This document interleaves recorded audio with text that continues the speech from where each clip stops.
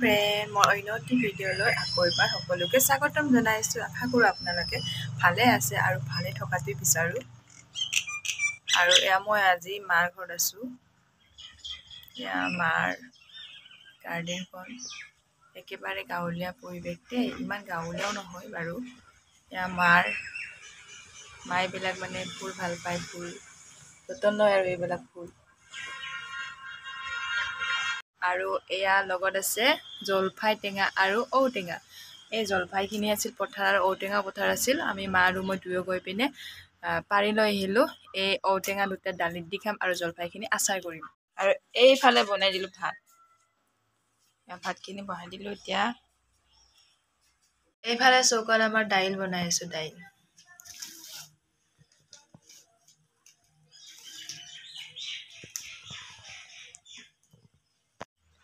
দুপৰীয়া একাপ চাহ নাখালে নহয়।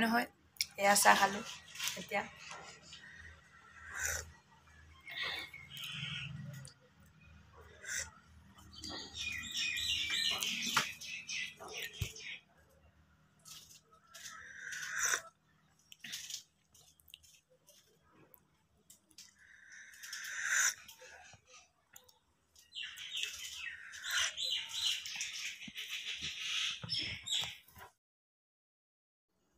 আৰু এইফালে ইমান ধুনীয়াকৈ ফুলি আছিলে ফুলজোপা।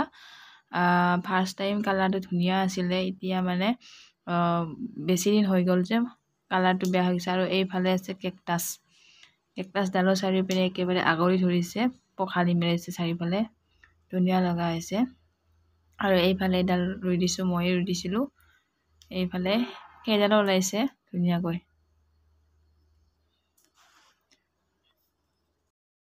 ফালে আমি আহিছোঁ গৰু নিবলৈ পথাৰত।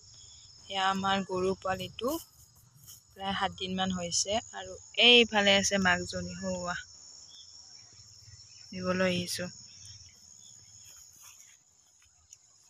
সৰু পোৱালিতে খুব মৰম লগা হয়নে? কাৰ বাৰু ভাল লাগে গৰু পোৱালি। চাওঁ মুখখন চাওঁ। Hello' friends.